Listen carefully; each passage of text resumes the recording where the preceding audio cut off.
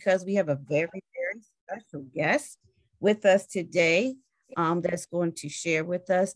And because it is African American History Month, and we want to celebrate by sharing an opportunity for you to find out how you can use your African American history to increase your wealth. Welcome you to Junior Wallstreeters. Junior Wallstreeters, we empower youth with financial wellness, and we are today's investors started yesterday. And again, I'm just going to tell you about a little bit about what our primary mission is. Junior Wallstreeters is a nonprofit organization that provides financial literacy. Are you guys able to see my screen, yay or nay? Nay. Okay, I just want to make sure I'm sharing. So, again, we are a nonprofit organization that provides financial literacy products and services specifically designed to eliminate the wealth gap for individuals and families from historically disadvantaged backgrounds. Junior Wallstreeter serves all individuals and groups interested in improving their financial well-being and provides it educational services within an objective, well-researched manner, placing a premium on the historical, the racial, and cultural relevance of wealth equity and its significance to the 21st century, which is today. And I just want to share with you this. Excuse me, Michelle, your screen is not showing.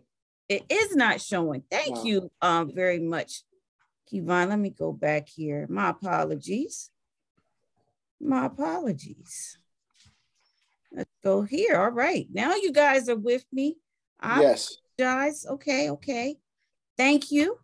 So I wanted to share with you some opportunities that you can have with us at Junior Wallstreeters by joining our summer camps that we offer throughout the summer, beginning June the 26th through the first week of July. And each of our camps are 2 weeks. And I'm just going to briefly share with you just our page about each of our camps. So we have financial literacy and investing. And our first camp is June 26th through July the 7th, where yours truly right here is the financial literacy teacher. And I'm also the alumni coach for our Junior Wallstreeter program. We have another course that will come immediately after for 2 weeks from July the 10th through July 21st. And then we have cryptocurrency. If you're interested in cryptocurrencies or NFTs, you want to join us to learn more about those. We have another instructor that will be teaching this course, and it's from July the 10th through July 14th. Only 1 week for this camp, but it's full of up-to-date information about the cryptocurrency and NFT financial market. Then we have another class that begins on July 24th through August the 4th, and that's on advanced stock analysis and investment clubs. Now, to be eligible for this course, you will have to be one of our alumni and already have taken the basic financial literacy and investing course first. Once you take that course outlined, then you are eligible to take the advanced stock analysis and investment club course. And then our last camp that will be financial literacy again, which is July 24th through August the 4th.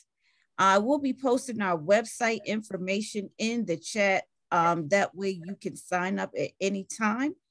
Thank you again for this opportunity.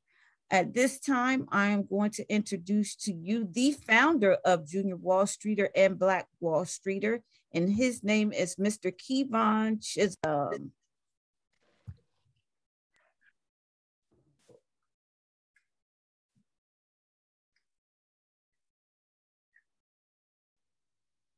Thank you, Michelle, for that wonderful introduction about our program. And thank you, everyone, for attending. And I see I have quite a few family members that are here also. Thank you for joining us from South Carolina. We have several family members, and New Jersey, Lisa, Sean, Miss Turner. Thank you. So before I just, I wanted to just, Jamil, thank you for coming. I know you're new to our program, but I saw your Facebook post once you signed up, and I'm glad you're here because I don't really know anything about you if you are an up and coming artist, but together we have about 70 years of art experience here between Mr. Poncho Brown and Rufus Felder. So I always like to try to connect people when we are in this type of environment. And Mr. Dyson, thank you for joining us again. I see you there, sir. We're going to have to make you an honorary Junior Wallstreeter alumni member, Mr. Dyson. I know you're an elder, so I'm always grateful when our older folks join us. So thank you again for joining us, Mr. Dyson. You're welcome. And also, I want to give a shout out to my good friend, Tom Hollins, who's joined us, Dr. Tom Hollins. I know he's not going to like me doing this, but I'm doing it anyway, Dr. Hollins. He recently started his own college consulting business. So Tom, please put it in a link. He's helping students get into colleges, very, very good colleges. By the way, thank you, Tom. And so a couple of weeks ago, I put a post up on LinkedIn, and it was, I love my job.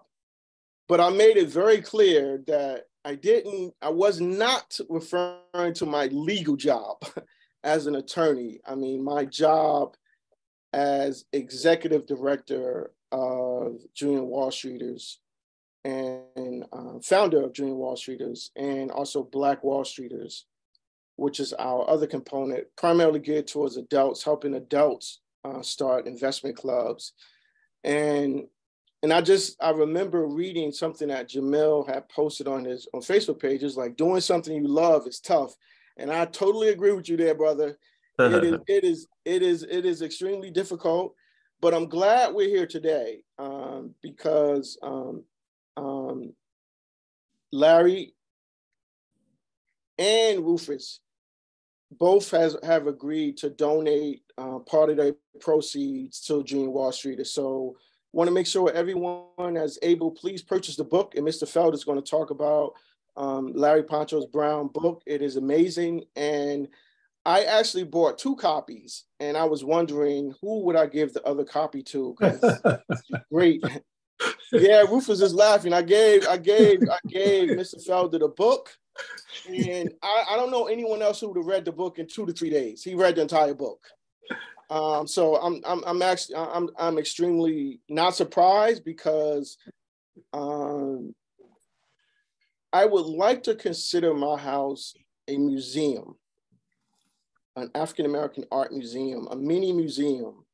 And Rufus reminded me that he would like to have some say in that, and he should, because 90% of my paintings he has framed, and about 6 or 7 of those paintings are from Mr. Brown. So the museum would probably be called, if I did have a name, the Larry Felder, the Brown Felder Museum in the Chisolm household, or some type of thing like that. But I'm very honored. And last week, in addition to a museum, I also wanted to add the title of it, art being like a learning center. And I'll tell you why in a few minutes. So we'll be beginning in about 10 minutes. I know we have Mr. Brown here. I just wanted to give, sort of set the stage for where we're at. And then we'll have Kamari introduce Rufus Felder. And then Rufus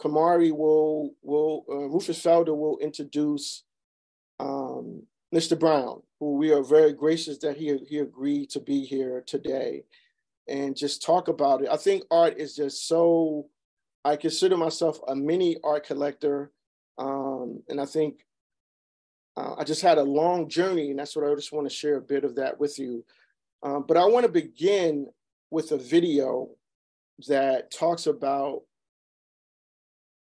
the wealth status, so to say, of African Americans, and during this time, why it is important for us to have discussions like this. And I sort of lost my train of thought when I was saying why I love the job is because I can do things like this, like just whatever I feel that's necessary that can help African Americans build wealth.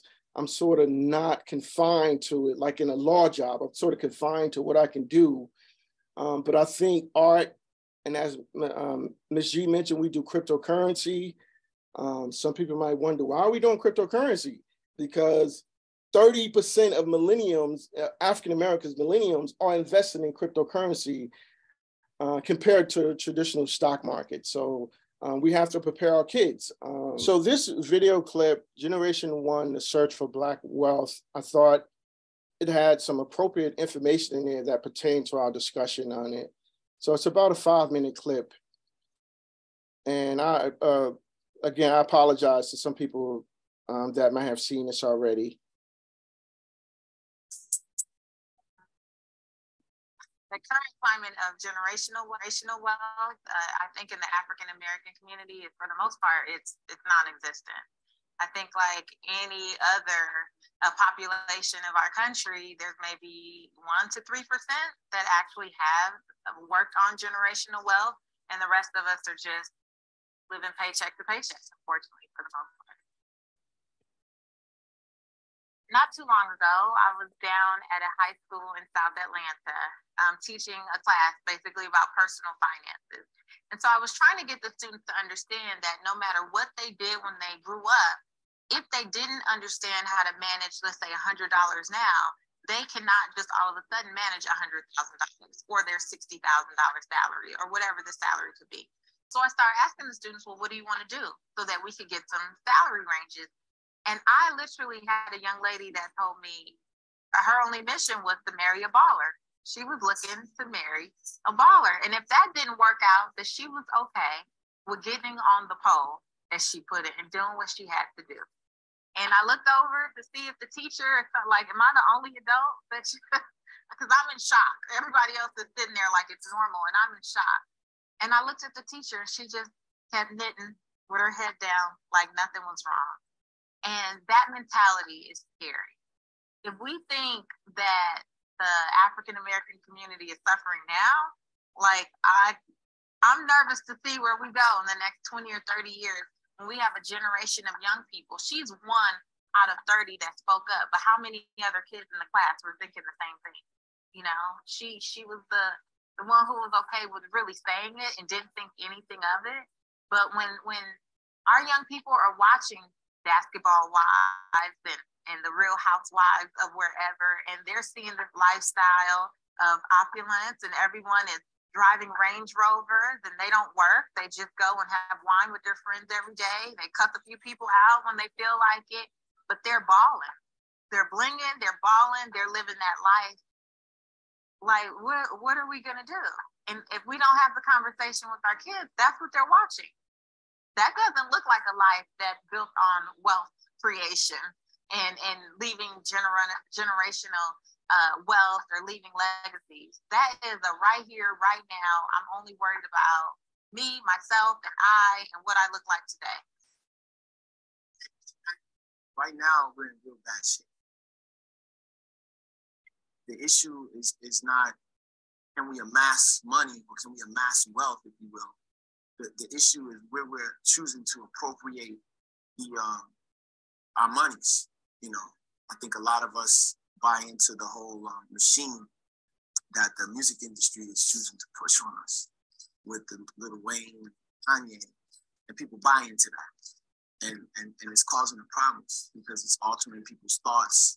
It's altering their ability to think about being frugal, to say, hey, yo, I'm cool with, spending $10,000 on a house right now and living in the hood for 5 years until I could put 100 G's in my account and then make them. But we're not thinking like that. We want to blow up right now. We want it now. We don't want to work. So that's a challenge. It's a behavioral change. Wealth is partially accumulated, but partially also inherited. So accumulation of wealth is often a function of being able to live beneath your means. But if you cannot live beneath your means because you're on the poverty periphery, and we have more poverty, of course, in the African American community, then your wealth building possibilities are basically tampered down. Then when you talk about accumulated wealth, you're talking about what you inherited. And again, if you have not had opportunities, or your foremothers and fathers have not had opportunities to accumulate, you have less of that. Even the best of us, the most talented, the most educated, reports they experience even minor economic discrimination. So you look at labor markets, and you look at, some of the folks who got a Black president, like that matters. I mean, it matters at some level, psychic, but it doesn't matter at the level on which you talk about the terms and conditions of economic activity. You've got African-American CEOs, but they're just a fraction, a minor fraction. If you got 500, Fortune 500, what are we looking at? 2% of them as African-American people. So despite the surface equality, when you tamp it down, you see a lot less of that. I think generational wealth in the African-American community, it's almost non-existent.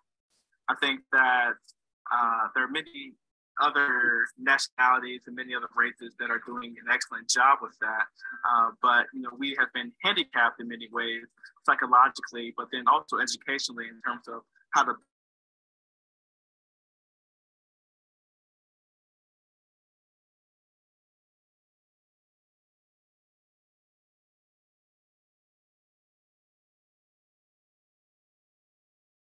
things that create generational wealth, such as owning our own businesses or owning our own homes, owning the land, property, those type of things.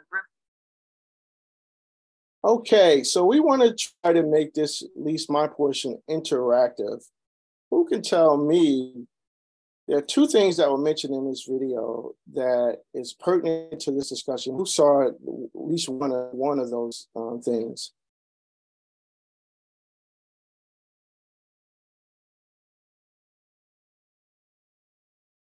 Ms. G, I think you may need to take people off the mute. Yes, Kinsey. Kinsey is one of our students that have taken all of our classes except our advanced lessons. And she is completing her first year at North Carolina A&T. And I might add, she has only missed one meeting in 2 years. Thank you, Kinsey. What did you see? I was going to say, I saw that you said that we were handicapped because we didn't have generational wealth due to the circumstances that we faced. Yeah, generational wealth. And this presentation is geared towards building generational wealth through art. What is the other thing? Who wants to take another guess? There was something else in the video.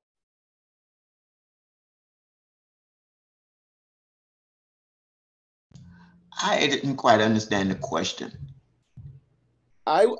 Thank you for saying that. My question was, it was something in the video particular to our discussion. And there was two things. Could have been more, but I just want to focus on two items that they discussed or they showed in the video that's pertaining to this discussion on art.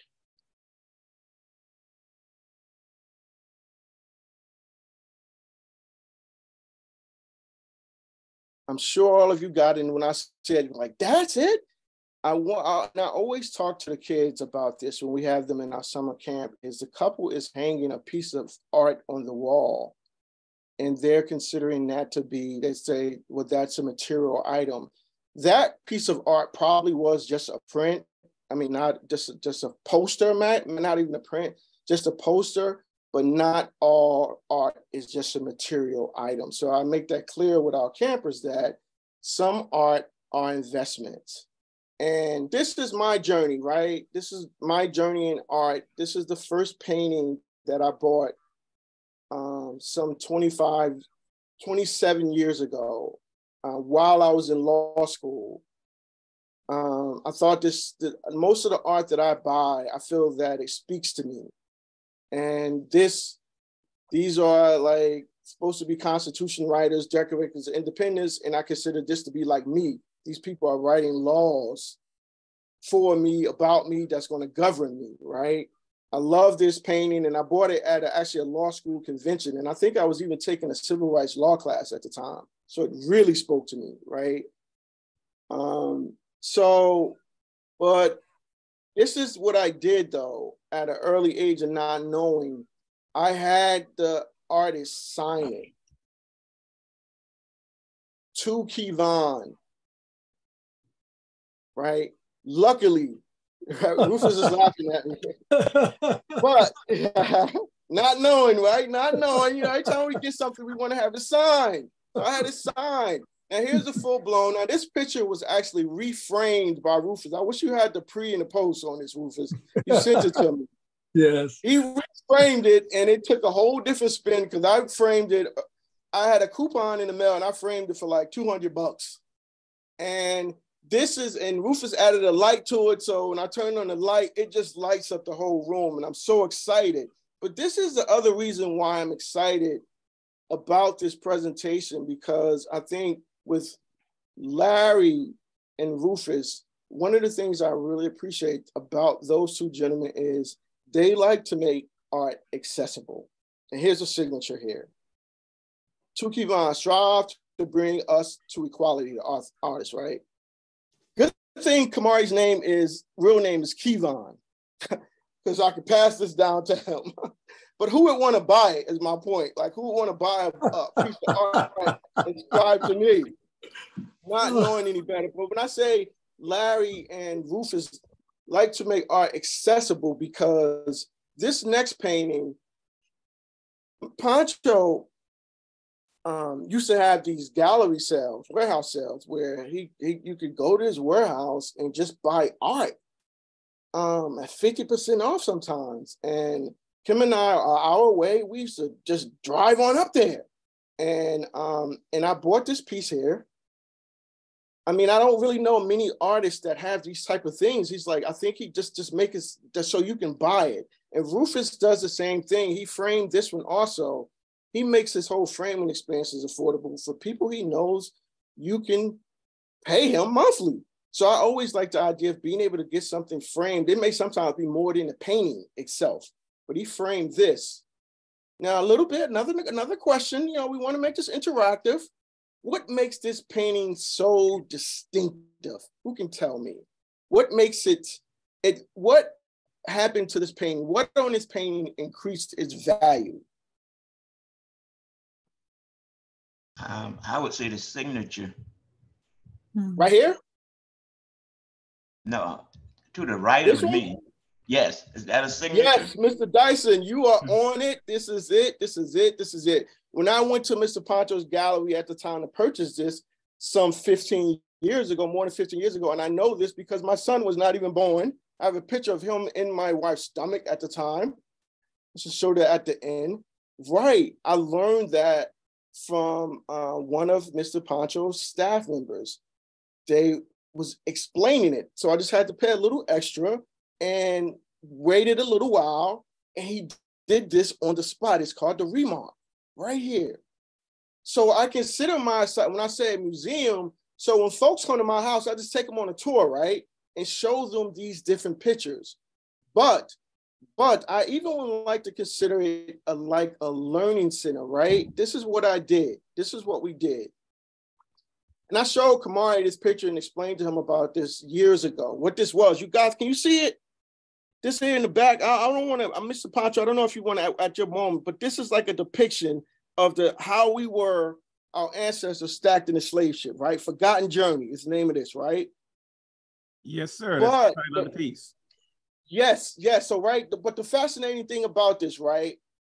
And when and at this time, folks, right, bear with me, right? As we talk about not, in Florida, they want to do away with it, AP courses in African American history, right?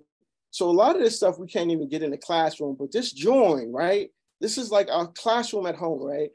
So last week we were watching School Days. We're trying to prepare ourselves for college. We were watching School Days. And I don't know if you guys remember when Spike Lee opened up School Days, he had something similar to this, not the painting, but this just right here. And Kamara was like, isn't that the same thing that's on the wall upstairs? It's like, whoa, he's been walking by that painting for years, so it's just not hanging there. He realized that this is a depiction that was on the screen while we were watching the movie, and this is how slaves were brought over here, right? Come on, you up in 1 minute. In this painting, I specifically wanted to show this. This is Charles Bibb's painting, White Umbrella. I purchased this painting again, probably around the same time I bought Larry Poncho's painting. I was in the mall. And this art gallery was going out of business. And he had a few of African-American paintings left in it. I was like, oh, I was just getting into it, right? I was, oh, how much is the painting? He was like, it's 75% off or whatever. So I went into the lobby. I remember because Google was not even out yet. We were using Metacrawler. And I checked the value of the painting at the time. He was selling it for $250. On the internet, some galleries were selling it for $250.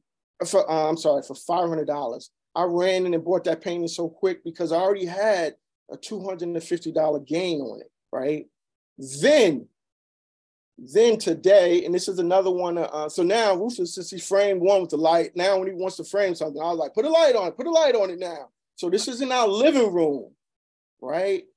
And I checked the value of this painting today, and some people are selling it for $1,300 to $1,500. See how the value in that painting has increased tremendously. So this painting will probably stay in our family. I'll pass it on to my son, and hopefully it will just begin to increase in value. Any questions for me? We're going to turn it over to our experts now. Kamari is going to reintroduce Rufus Felder, who is our moderator for today. And again, we're going to put the links in for Mr. Poncho's book, and any services you require from Mr. Rufus, they all have agreed to donate proceeds to our organization. I want to thank them again for that. Okay. Kamari, you ready? Yes. Hey, Kamari. Rufus Felder is a native Philadelphian who studied and trained as a commercial artist. He is also a retired Marine. Mr. Felder has been collecting and selling collectible art for more than 30 years. He has also organized numerous art shows and presentations to introduce and educate hundreds of people on the value of collecting and investing in collectible art. Finally, Mr. Felder is a highly skilled framer who has created framework, has graced the walls of countless people, including my walls in my house. Well, thank you, Kamari. I appreciate that. Let me say briefly before I introduce Larry and go over his bio. I was so struck by the book that, as Kevon said, that immediately when I got it, I just started reading Larry's story. Now, Mr. Poncho, you're a couple years younger than I am, and we have so much in common. We both went to technical schools. We both got a commercial art background. And I was just so struck by your story, I couldn't put it down. So the book is absolutely gorgeous. Let me show the book. It's a beautiful book. And in the framing, the art and the background of the book, or after the first 40 pages, is just exquisite. And the paper that the art is on is heavy enough where you want to just keep it and just, keep it preserved. So I just need to say that, and to also say that growing up in Philadelphia and having a background in commercial art, I recognized a long time ago, and Larry Poncho Brown is sort of modest in his book when he said he was about average. Well, Larry, you wasn't average by any means, because I met guys like you in class. I was slightly above average. You were outstanding. You had to be, based on your story. That being said, when I was looking at your biography, I said to myself, well, I don't really want to shorten it because it doesn't do the guy any justice. So let me read your biography, and I have the honor to do that for Larry Poncho Brown. Larry Poncho Brown is a native of Baltimore, Maryland. Started His first business as a signwriter at age 17, without interruptions, continues to be a full-time artist. He received his Bachelor's of Fine Art degree in graphic design and photography from Maryland Institute College of Art, MICA. Poncho's earlier work were predominantly airbrush illustrations. He evolved from a graffiti artist to a classically trained sign painter and graphic artist. He published works from the mid-'80s, i.e. the Black is Black series, was one of his first to address colorism in African-American art realm. And that was very powerful, the Black is Black, the colorism as addressed, and he has a story behind that. Both fine and commercial pieces of artists of Poncho's art has been published nationally in Upscale, Ebony, Ebony Man, Essence, and Jet magazines. His art is featured in UCLA Fowler Museum of Cultural History book entitled Wrapped in Pride, Connecting People with Art and Wondrous Works. His popular works has been predominantly featured in several TV shows, including A Different World, In the House, The Wire, The Carmichael Show, Star, and Greenleaf. Movies featuring his art include Avalon, He Said, She Said, and Soul Food. His work adorns the walls of the likes of Camille and Bill Cosby, Anita Baker, Susan Taylor, Ed Gordon, Bernard Bronner, and a late Dick Gregory, and a host of others. A number of Poncho's original works are housed in the corporate and institutional collections of Compton State University, the Charles H. Wright Museum of African American History, the District of Columbia Superior Courts, the Children's Hospital in Richmond at Virginia Commonwealth University, Howard University Hospital, Yale, New Haven Health Park Avenue Medical Center, and the Sobroff Forbes Cultural Arts Center. One of the many artists monikered the popular artist that gained national recognition during the Cosby Show era and found commercial success between 1985 and 2000, during this golden age of African-American art when I got involved with it, period, that made art accessible to the masses through direct participation of community art and cultural festivals, foregoing the traditional artist arrangements of artist representation, gallery representation, and art publisher distribution. At the height of his era, Poncho's work was sold in 3,000 galleries across the country and hung on the walls of 500,000 plus homes.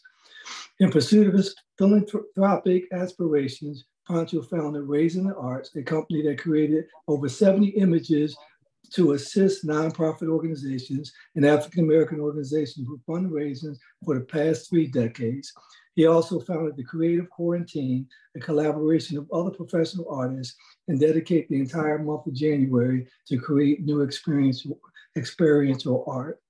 Poncho received Artist of the Year Award from the African American Visual Art Association in 2000, the Heritage Arts Festival Palette Award in 2003, the Save the Arts Award, the Museum's Choice in 2010, the Jan Spivey Gilchrist Visual Arts Awards in 2013, and the Baker Artist Award in 2021. Admirers often cite rhythm, movement, and unity as favorite elements of his work. He primarily works in acrylic, although he uses a variety of mediums and styles to express his interest in Afrocentric themes. Ancient Egyptology and dance, Poncho's unique styles combine past and present art stylizations to create a sense of realism, mysticism, and beauty, which gives him his art an universal appeal. So without further ado, I have the privilege and the honor of presenting a brother that I believe is my soul brother somewhere on the line. We are soul brothers, man. Mr. Larry Poncho Brown. Hey, thank you very much, Rufus. I really appreciate that. You're welcome, sir. I hope everybody out there is doing well, despite all of the craziness that folks are doing these days. Thank you so much, Rufus. I know you're going to moderate and ask certain questions. I will start by saying that one of my philosophies about art is to demystify it for people. We've been taught that art is an elitist thing, that we can, sometimes we shy away from it because remember when your parents wouldn't let you go in someplace where you could break something, and when you went to museums, they told you not to touch, and we have all these idiosyncrasies about art that has really changed a lot in the last 2-3 decades. And so again, I don't complicate it, I simplify it as much as I can. My grandmother used to say to me, everybody should collect something, and whether it be postage stamps, whether it be whatever, because you're putting your concentration on something that stimulates you. And art pretty much is the same thing. I've been doing it my whole life. I'm a second generation artist. My dad was an artist. And so as we get into the discussion, you'll hear me make reference to several things. I'm sure Mr. Rufus is going to touch on a couple of subjects too. So I'll just kind of follow his lead and be open to any questions that you have. Okay, Larry. Well, I think it's very important because I found your journey so compelling. Give us some insight in how you got into the particular style that you use today that is so gripping. I think that most artists today struggle with style. I don't talk about style much. I think that you don't find a style finds you.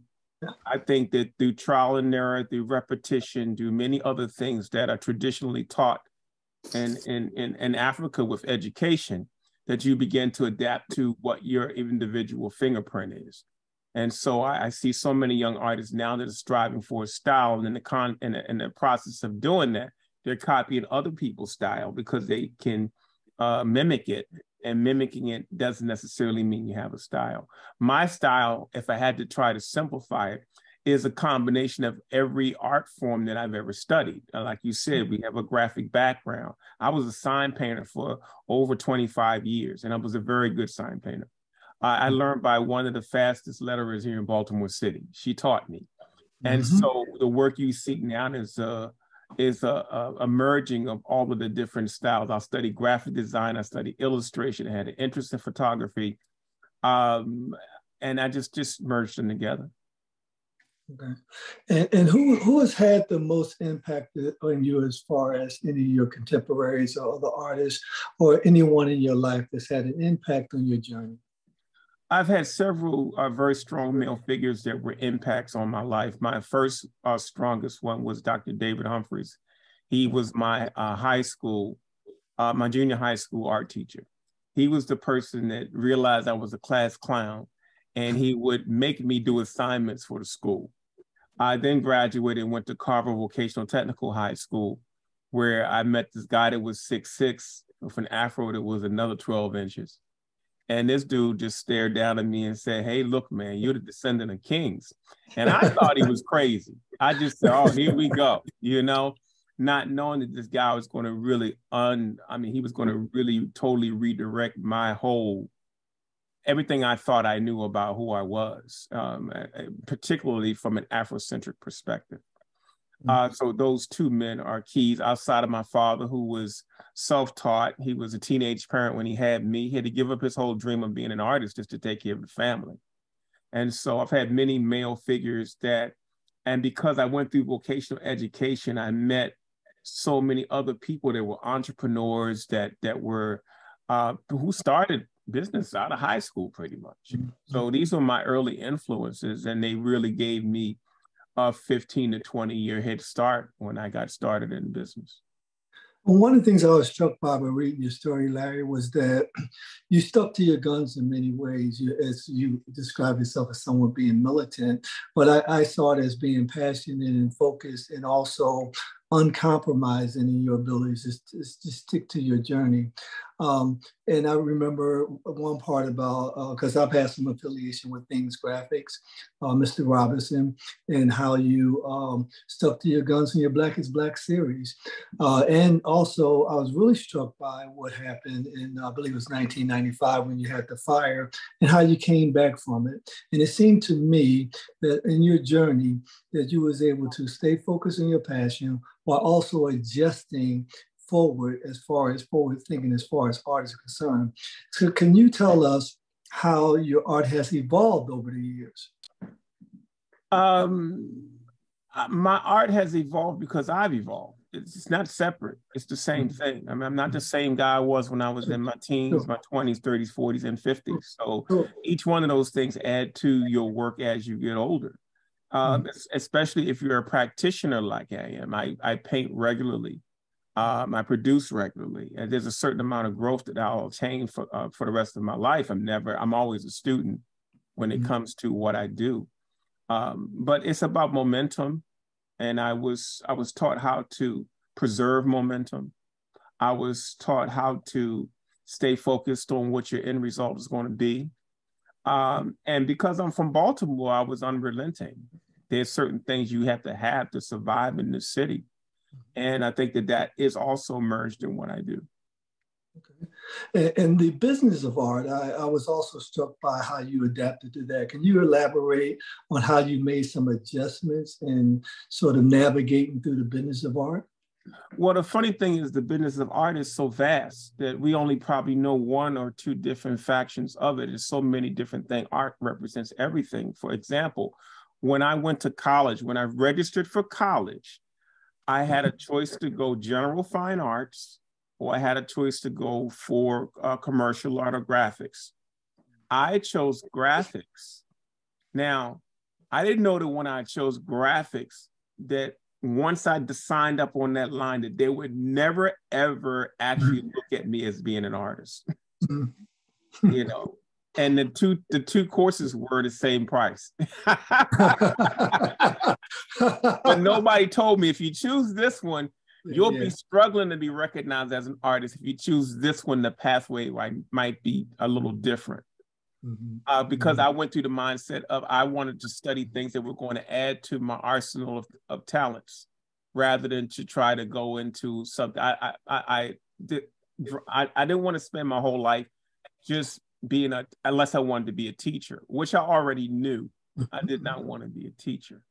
And so some of those things kind of fell on the path, but I didn't know that in the beginning. If they told me that when I registered, I may have done things a little differently, but you can't go back and erase one section of time because it changes everything else after that. And I remember a part of your story, you indicated that because you were making the adjustment from high school to college, they literally put you in a English 101 class. And even that had a profound, I want you to expand on that profound impact of you having to interact with people of other cultures and how that profoundly impacted your journey.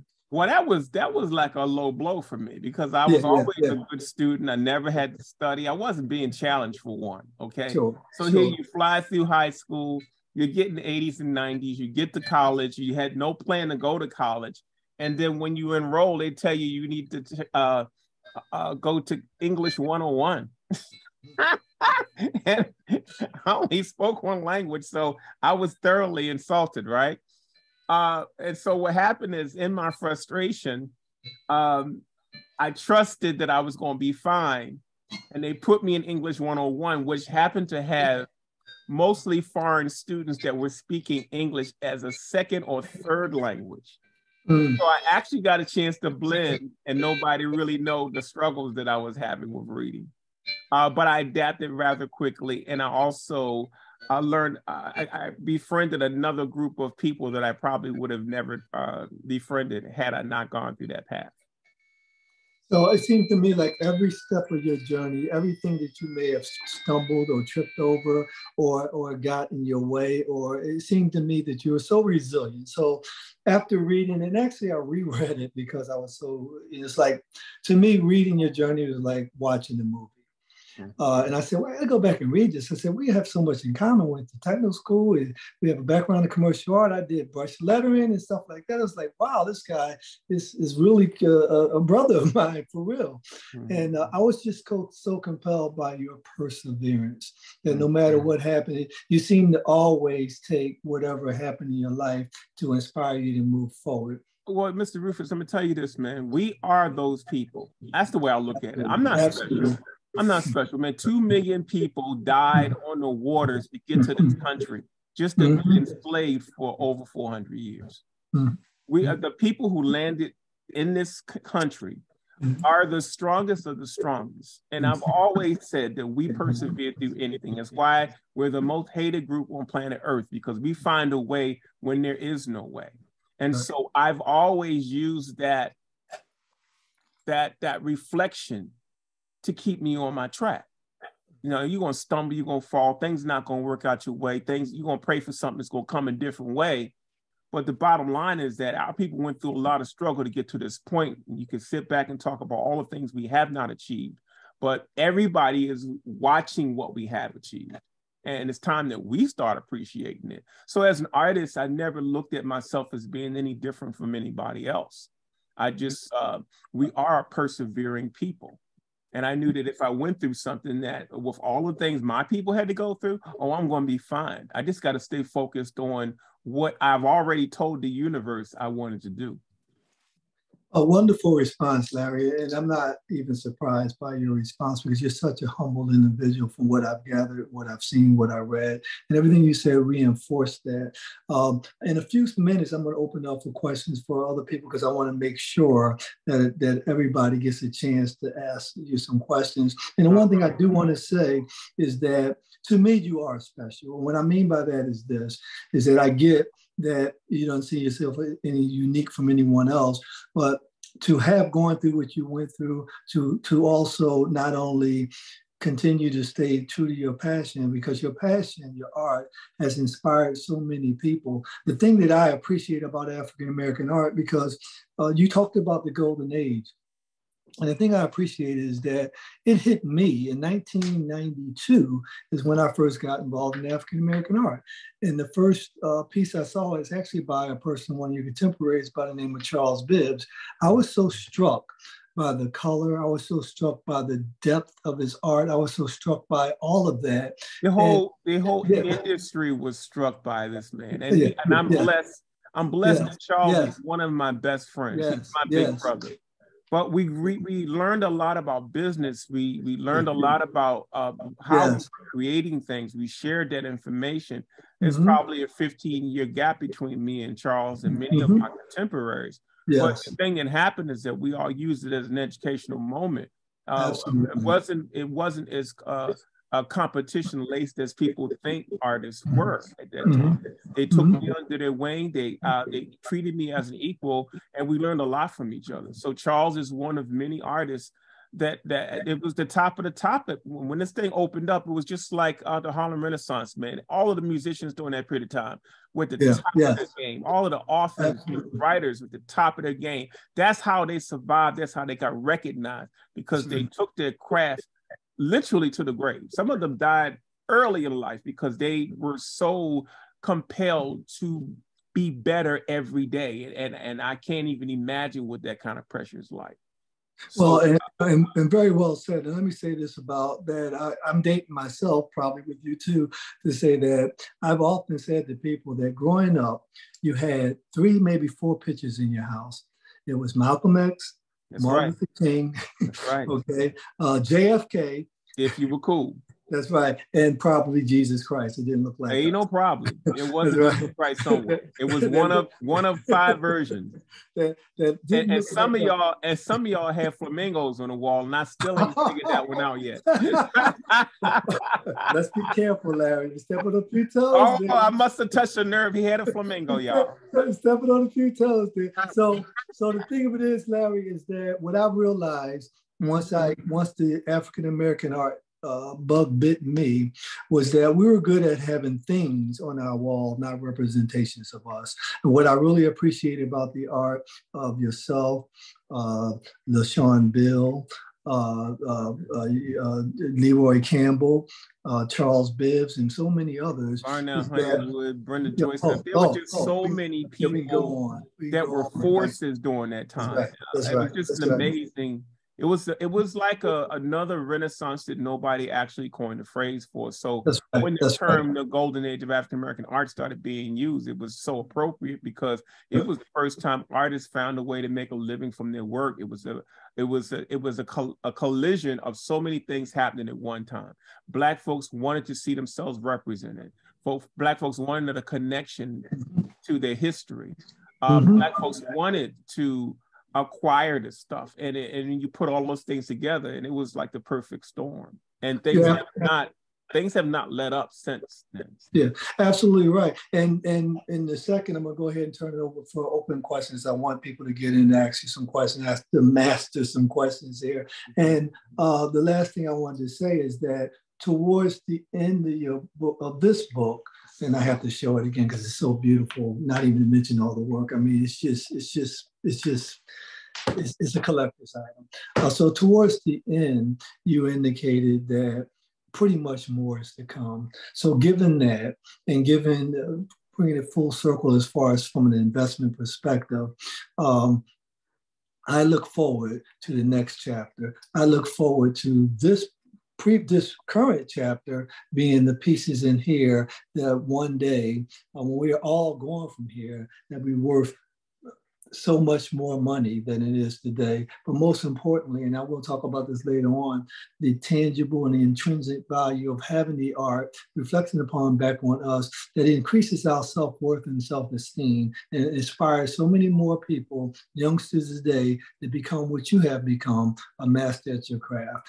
And with that, Larry, I really appreciate that, but there's something very, very important that I want to highlight. Yes, sir.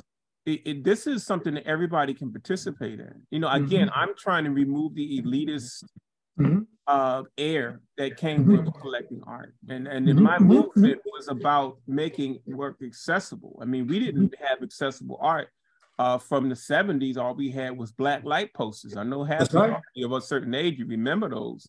But that wasn't done by Black people. That was people who looked at what they thought we wanted and put it in the marketplace. Right.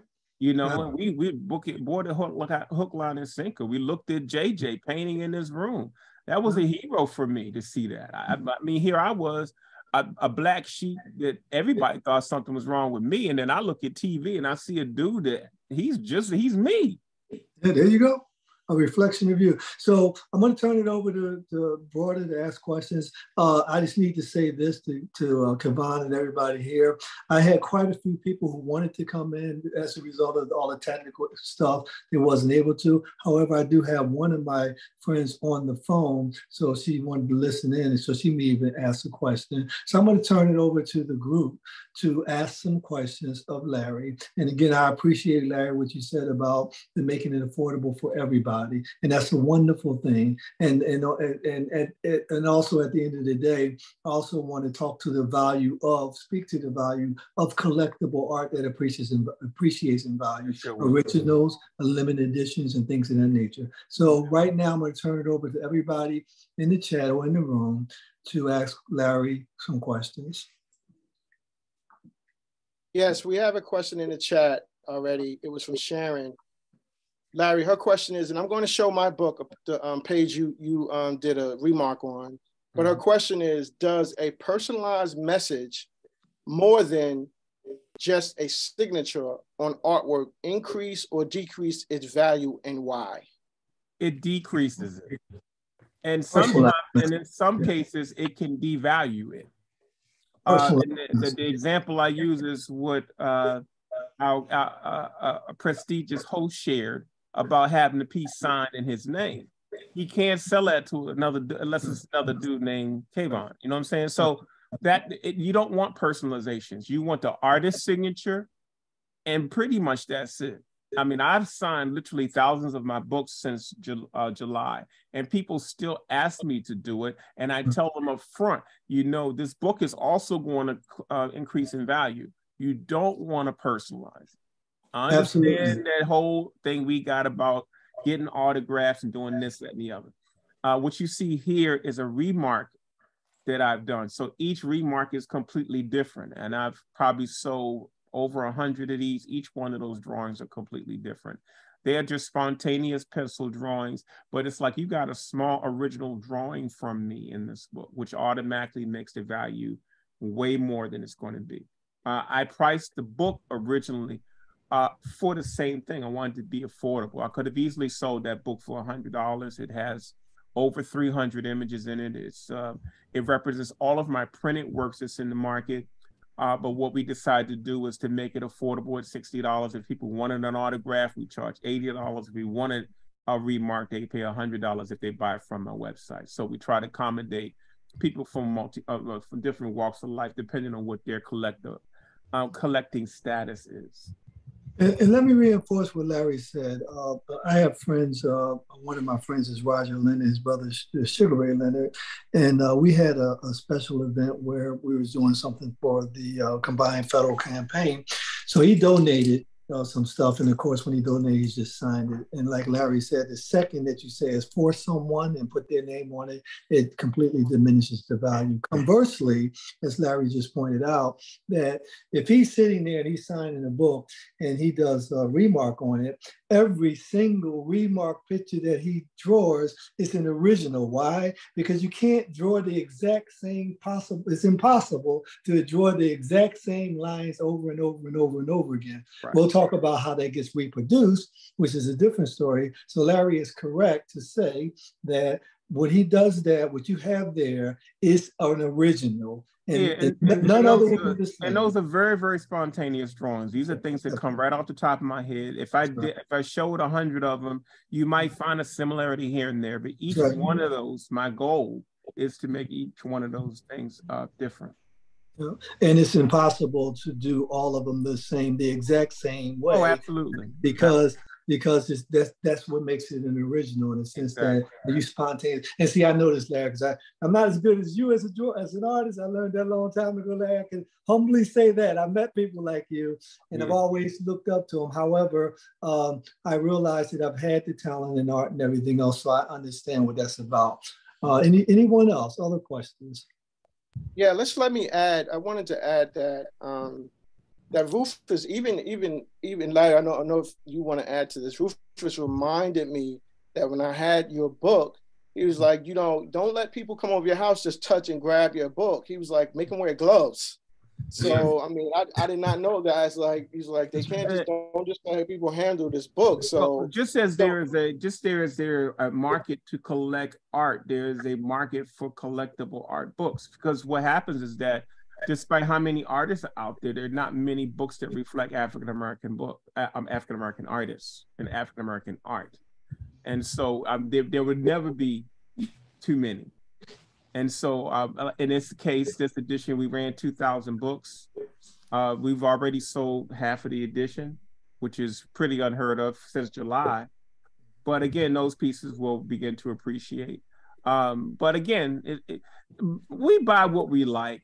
And we can talk about value, but value doesn't mean anything if you don't have any appreciation for things. And so it's kind of hard to break out talking about investment and investment art. First thing you got to do is be interested. You got to find something that moves you. If you can't go to a gallery and see something that's a reflection of you and be moved a little bit, you're probably dead on the inside already. Yeah, because when you go buy your car, you know what you want. When you buy your house, you know what you want. You look at your wallet, you look at the place, you go, we can do this. But we for some reason, when it comes to art and other things that deal with culture, we kind of slow down a little bit. But let it be a certain a fancy shoe or a name brand, and we're all over it. We buy more Cadillacs than anybody on planet Earth. And we don't flinch an eye, but when it comes to buying art, we might go, yeah. To me, the spookiest thing I can experience in this current day and age in the 21st century is to go into the average Black home and they got blank walls. Oh! I don't understand it. I don't understand it. Larry, let me tell you, Larry. When I see that, you know what I see? I see a blank canvas for me to decorate. Okay. No, and I'm glad you see that, because I immediately want to be out of the space. This person's dead already. Well, Larry, what kind of conversation will we have if you have nothing on the wall? Well, Larry, you are. Now, if I walk in your house and you got pictures of your family, I will cut you a break. But for all the things that are available today, it's something that means we're a little behind. I mean, I have to start now. When was the last time you went to a museum? Right. Because the part of the golden age of African American art, it created more collectors than we've ever seen before. Absolutely. It increased all the museum participation more than ever before. And so there was legions of people that were engaged in this art appreciation movement. So I'm gonna be the yin to your yang to say that, yeah, I want to resurrect those individuals. I want to give them an opportunity to decorate their walls. Well, let me explain something to you that happened and now a lot of people have been talking about. Sure. When that movement happened between 1980 and 85 and 2000, we had the Cosby Show, we had Good Time, and those things stimulated us to see another environment. Okay. we still had art in schools. That's right. By 1990, late 1990, 2000, they start removing art programs, music programs, and other culture curriculums from school. And so now we've had a generation of people that came without art. Sure. And so part of that law is that that's the result of what happens when you move art from schools. Well, and that's a nice thing. This is not a mystery. All we got to do is sit down and look, and we'll see what's happened to us. We're basically now, they were so interested in moving us into this technological age that they didn't keep it together. Now they're talking about STEM and STEAM, and they're trying to reincorporate it, but you missed the ball because you dismantled all the other pieces of the puzzle. You know, and so, but does that mean art goes away? Does that mean your child's not going to wake up and still be drawn on the floor? It does not change that, but it does directly impact your sensibilities. And so part of what we're doing now is just trying to fill that gap like we did in the 80s when we had nothing to look at. So it segues into a lot of things that we're going to talk about as we move forward with regards to the value of art. As you said, if you buy a car, in rare cases, obviously it can maintain its value. If you buy a leather couch for a couple $1,000 over a few years, it's going to diminish in value. What I try to create with the beautiful artwork that you've done, Mr. Brown, because it's art and framing, that I believe in, and Kevon knows what I'm talking about with this, right? Is art and framing. What I try to appreciate is that I call my framing wall furniture.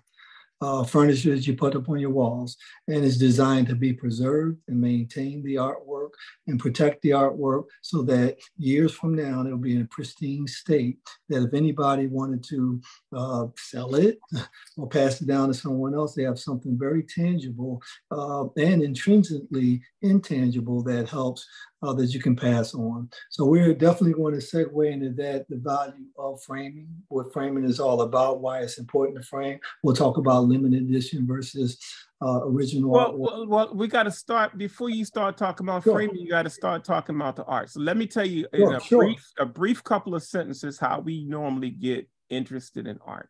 We see a poster that we like that's affordable, we buy it. We bring it home, we stick it on the wall with push pins, okay, or some double-sided tape. All right. Then you start going to galleries, you start seeing this other stuff, and you go, oh, wait a minute, I'm doing that thing at home wrong with my silver thumbtacks. What is that? I learned what a mat was, I learned what this was, but I also learned that was an open edition.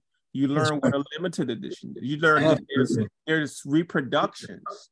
You learn that there's reproductions that are limited edition and open edition. So what happens is we get in there, we buy what we like, then we go to the next level because we get a little sophisticated, but we can afford it, so we're still in the game. Then there was a divide between buying a limited edition print and buying an original, because again, we weren't even taught that that was even possible to buy an original. And most of us, when we went to these shows back in the day, we were spending $800 on a framed print, not realizing the same artist had an original drawing in his booth that was this big for $300, and you bought the big piece to put on your wall, not understanding the difference between the value of those two things.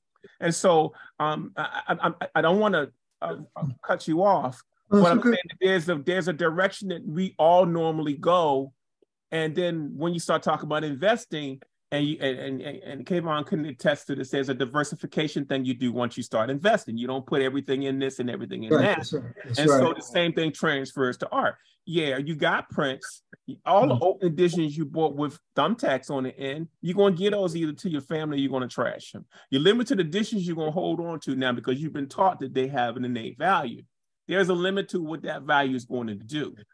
The thing is now, original pieces are available in droves. And for every person you see who is called a collector, they started with just affordable pieces. Absolutely.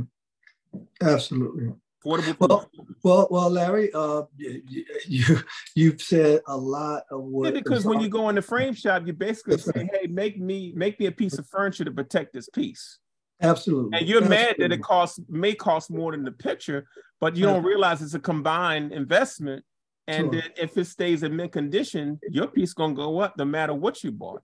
Absolutely. And you hit home when you said something about thumbtack. And I remember I sold a lady a nice, actually original piece of artwork. And it was a small picture. And she really, truly, I must have didn't do a really good job of explaining things to her up front. But I came back to her house months later. She had that thing, it was by Tolliver, thumbtacked up on her wall. Man, I have had collectors. Larry, I know you in town. I would love to show you my work. And I'm like, okay, well, I'm always looking for something different. I want to see how people are incorporating these things, man. And she busts in the house, turned the lights on, everything's pristine, and she had a nail going through the mat and the print on the wall. Yeah, absolutely. And I was trapped. I couldn't crack on her. I was in her house. So I had to go, that's nice. Yeah. So as segueing into the investment aspect, I'm glad, Larry, that you spoke of how we have taken these steps to go from, just purchasing something to get us started. And then let me add this too. Yes. Let me add this. I'll ask a couple of questions. Sure. If you had a chance to have a collection that was all original, would you do it if you could afford it? Of course. Okay, you see where that came from. It was automatic. Okay, so it's about education. That's right. And realize that when you get in there and you get to this limited edition stage, look at Kevon, the piece behind him, the print costs about $150, frame is going to cost about $350. That's about a $600 to a $900 piece right there on his wall. Absolutely. That piece is going to appreciate only a certain level because it is an offset print. The original to that piece sold for $15,000. That's right, absolutely. And that piece, when it's sold at $15,000, that piece is now worth $30,000. Yes. And so I don't want to keep talking about investment without you really understanding that it's about what you can afford. Now, I'm going to give you a secret before we open the floor. So I'm going to give you one of Poncho's secrets. Because you mentioned my fire in 1995. Remember, as an artist, we share stuff with each other. So I was getting some of the best stuff in the world. Artist trade with artists is the highest form of flattery. It's the most honorable thing I could possibly receive. But I also knew that these artists were going to come and I was going to see them in a booth space. It's 10 by 10. They're in a festival. They got this stuff priced to go. There's only so much art they can show. Originals might not be the priority at this point. But if I walk into their booth and I look down and I saw a drawing by Charles Bibbs that was $350 framed, and everything else was $1,200 because everybody was looking for that, which one do you think Poncho bought? Charles Bibbs frame one. Because it's about accessibility. It's not what, see, we get into what we like, and then once we like it, we get stuck in it. So what happens is once you start doing that, you get stuck in the collecting the same stuff for about 10 years. The average household has room for 20 pieces. Absolutely. So now you might end up with, me and Charles laugh because I call his artwork doors. They're doors because they're so big. By the time you put that framing on it, you're taking home something quite substantial. And I was watching people hunting doors down and missing the drawing. So let me show you this real quick before you get started. I have a briefcase or 3 of originals that I've purchased over time. And it's amazing. This is a drawing. I'm trying to get the reflection off. There's an artist named Sylvia Walker. She's known for her children's drawings. Okay. She did a nude series. I bought this piece for $250. This piece is now worth $1,400. See, that's what I'm talking about. So what happens is that you gotta get past what you like. Start going for what you have accessible to you. Understand what you look. Now, you know what else I did here is that people are used to her children's books and her offset lithographs, but they have not seen her drawings. And she had never published a nude. This piece will continue to appreciate at a rate that most people can't calculate. And this is one, this briefcase has about 100 pieces in it. This is another piece I got from another artist. His name is Alvin Ferris. I bought this piece for $350 back in 1990. This piece now is worth $2,000. just sitting in my briefcase. Is it framed on the wall? I'm not worried about framing it. I am known as a flat file collector. So that means that I see it, I acquire it, it goes away. I have pieces.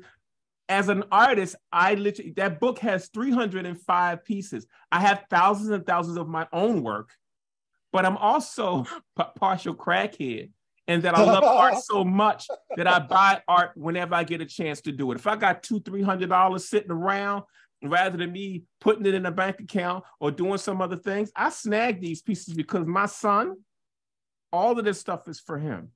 All of it, whether he appreciates it or not. So Poncho's secret is always go and buy the small original piece that you can afford. Some of these things like this right here is something that not many people would buy. This is like a sketch that I don't know if you can see that. It's a 5-minute sketch by an artist. It's twins, identical twins called the Hicks brothers. And I think I got this for $50. This piece is worth $500 right now on the secondary market. So I mean, that's one of my secrets. I want you to kind of, as you listen to this conversation, don't feel excluded from the conversation, because art collecting is more than one thing. It's not just big, shiny, expensive stuff. Kevon Wack Williams, this guy's blowing up right now. He's out of Atlanta. He's one of the guys that came through my era towards the end, who is really redefining the art business. I got this sketch from Kevon for $100. This piece is worth $1,200. It is a sketch of a painting he did later on in his career. It's sometimes being in the right place at the right time, understanding what you're looking at, maybe moving away from what you your comfort zone. Your comfort zone. That's the exact word. And you'll be surprised at what you can accumulate in a very, very short time. I have many suitcases like this, and I currently, my personal art collection, that means not my work, not my father's work that I inherited. My personal collection consists of over 500 pieces, and it's worth $750,000. And that's not counting the new appraisals that are going to come behind it. And so you start small, you start with what you can afford, you broaden your viewpoint. If you see sketches and drawings of an artist you like, do some research. See, when this movement started, you couldn't really readily research an artist because the internet wasn't around. You had to trust your intuition and your instincts to buy a piece from an artist. Now you don't have to do that anymore. You can Google his name and Google a piece, and it really changes the game. And so I tell you all, buy what you can afford, really investigate small original pieces, because I have suitcases of small original pieces. I have medium-sized pieces that's 22 by 30, and I have larger pieces that I've acquired from a lot of these different artists. And that it's like watching paint dry. You'll go one day and a Tolliver piece that I got for $3,000 is selling for $24,000 in a short amount of time. Absolutely.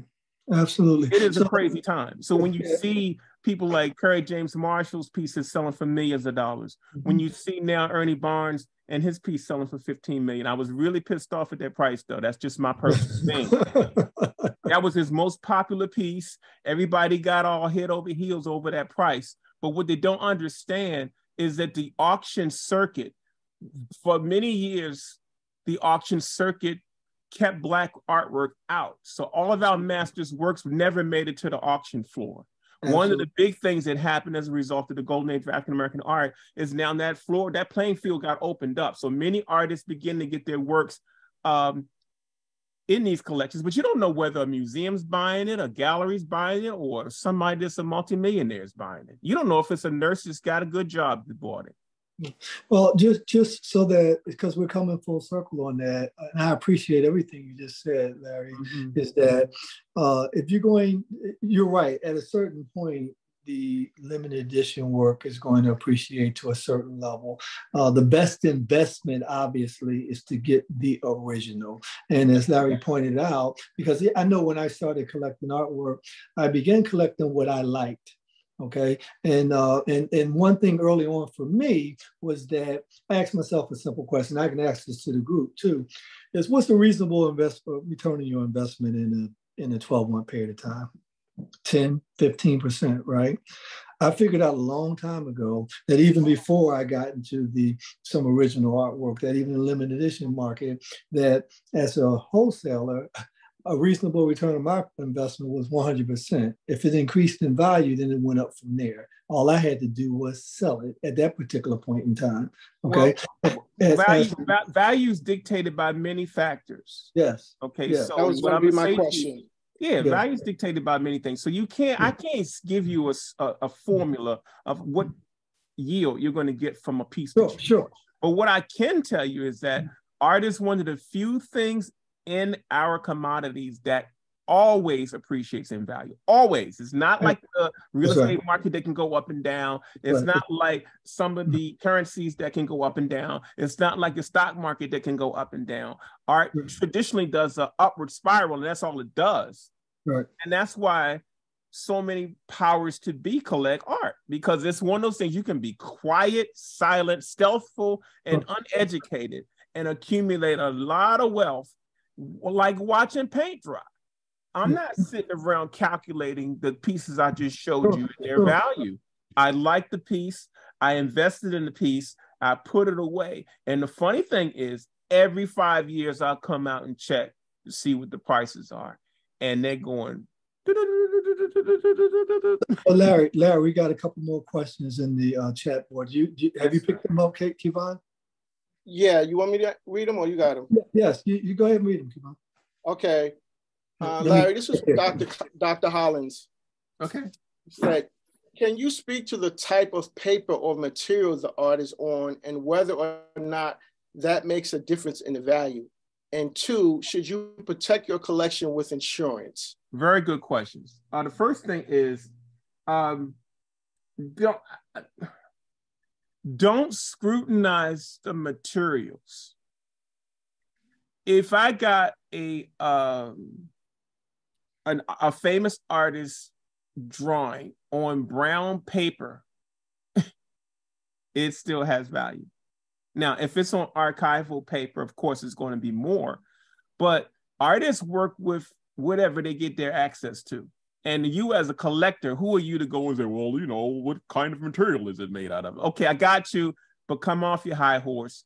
You know what paper is we got acid-free paper, which is kind of what all the prints and posters are printed on. But most artists are now using canvas, they're using watercolor paper, they're using other types of things. Would that discourage me from acquiring a piece? It absolutely would not. If I got access to a drawing by Paul Goodnight and it was done on toilet paper, I would buy it because it's Paul Goodnight. Okay.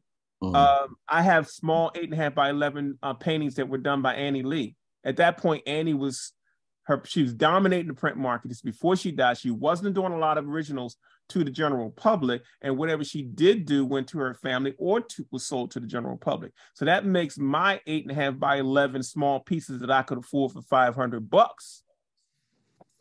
$4 or 5 times what I paid for them. Sometimes it's having foresight.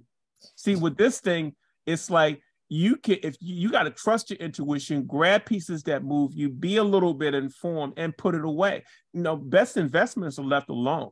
If you put an investment in and the stock market do all kinds of crazy stuff, and every time you sweat, you go and take that money in and take that money out, you affect your investment. You got to be willing to go for the long haul on an investment for you to protect your interests. Art is like that, but on steroids. Mm-hmm. And just to reinforce that, if you found a piece by Picasso who spit on a piece of paper, put his name on it, and called it life, it'd be priceless. It would be priceless. Because you got access to it, it has a value. If there's only 2 or 3 of those things on the planet, you're in a good place. If it's the only one on planet Earth, you got something. I got Charles's first nude piece. His wife said, Charles, I don't want you doing no nude pieces, that nasty stuff. So I said, Charles, do me a favor. Do me a nude. So he went in the corner and did a little nude piece and slid it to me like he was contraband. And it's in my collection. It's in my collection. Then later he decided to start doing actual nudes in some of his pieces.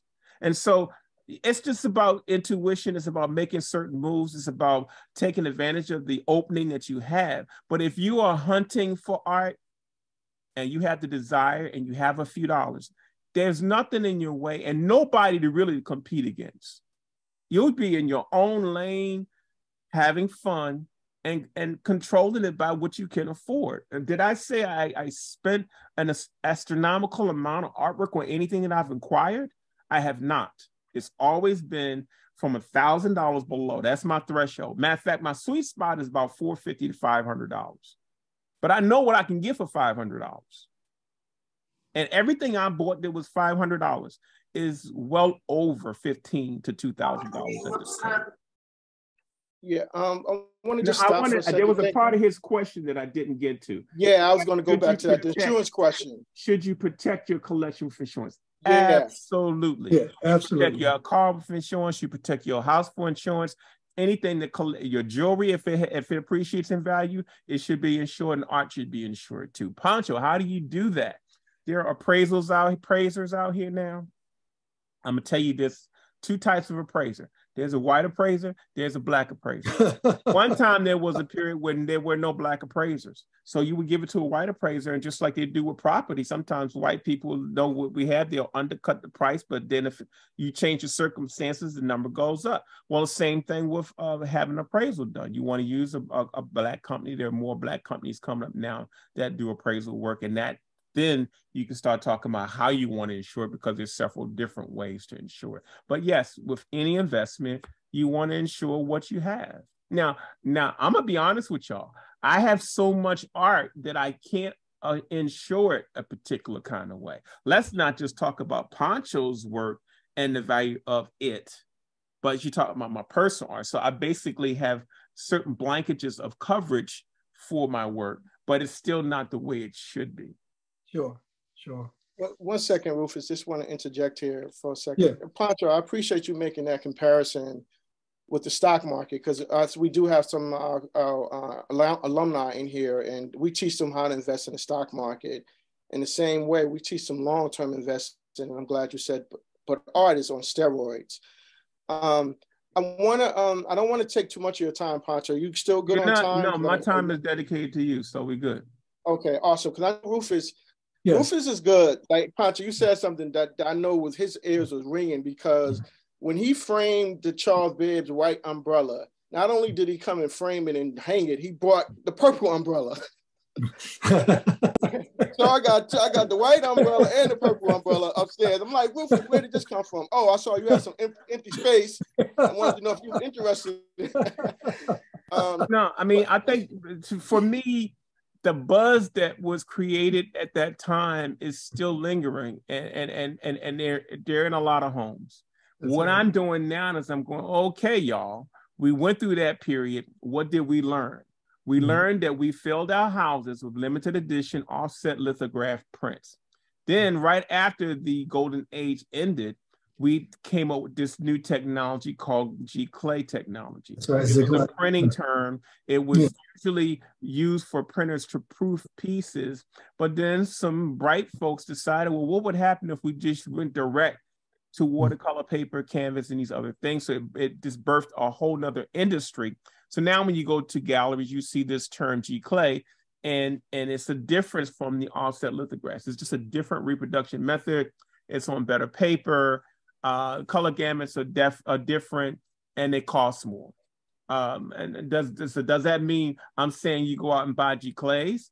No, you buy what you feel comfortable with. You just need to know what the distance is on it. If you're really looking for aggressive accumulation and appreciation, original works is it. I don't care. Sketches, drawings is my area.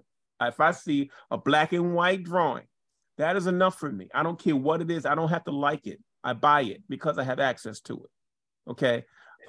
Again, you can easily get stuck in a space when you start buying what you like because that means you already going into it with a limited perspective, a very limited perspective, and you stay there for a while. So once you buy one Charles Bibbs and you see a second one, you already going to be itching to get it because you're going to hyperventilate a little bit. It's another one, and I can get it. Okay. We got to watch that because you can fill your house up real quick in that mindset and have things that won't appreciate the way that they could over time. So at the end of the day, we're talking Larry is talking the next level. And at the end of the day, what I chose with that is that obviously you buy what you can afford, and then that's most important. Once you get to a certain perspective, if you want to exponentially increase the value, obviously it's been repeated over and over and over again. Well, let me explain something to you. I could buy a piece for $350 and it can appreciate to $1,200. My appraiser can look at it and say, you know, it's actually worth $1,500, but that doesn't matter until I find a person that's willing to purchase it. So value is dictated by many factors. So you want to try to rule out any factors that's going to get in the way of your purchase. Your framing could be a deterrent. That extra signature could be a deterrent. You know, if you got a stain or it's torn, it could be a deterrent. You know, but there's so many different factors that go into this whole thing. It's just so much room to really have fun and to develop a portfolio. And this is a numbers game. If I gave each person $20 and I said, I'm gonna give you $20 every week to invest any way you want, some people are going to do very well in yield and some people are not, just by the nature of that engagement.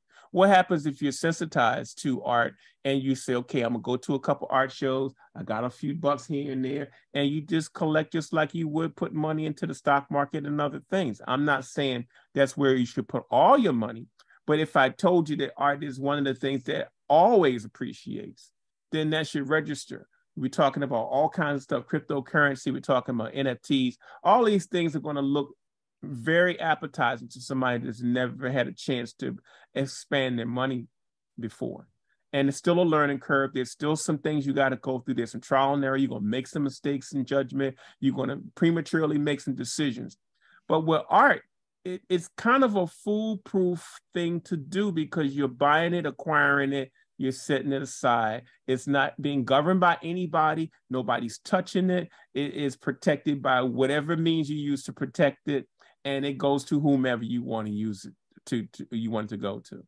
Okay, so let me interject something and say this, a couple of things. Number one, with regards to, obviously the optimal thing from an investment perspective, again and again, is the original artwork. And again, we buy what we can afford. One of the things that I think that is, and I think that at least addresses the question about discuss the valuation process, at least it touches on that. The one thing I also learned is that many of us grow up in different neighborhoods, and some of the neighborhoods have all different types of houses and different types of elevations. And most people I know like to have something in their house that somebody else does not have. The value for me, even though it won't increase as quickly as the original, for an limited edition, it does give you an opportunity to at least give you something of value that you can appreciate, that you can walk in your house and be uniquely yours. So that's one. See, I like that, but see, yeah. Again, my whole thing is to try to get rid of this elitist thing where I want something that nobody else don't have, because you don't say that when you buy that Cadillac and you don't know how many of those they made and you could care less. And so I don't want us now to suddenly, because we got some artwork, bringing that same aesthetic. I'm like, okay, no, it's not. The world is a big place. Yeah. If it's a 1,000 edition in relationship to the planet, that's a small edition.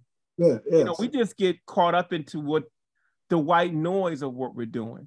What Poncho's saying is, through this 40-year evolution, I'm telling you the best way to invest in art now is to follow the trend and go straight for small originals that are affordable.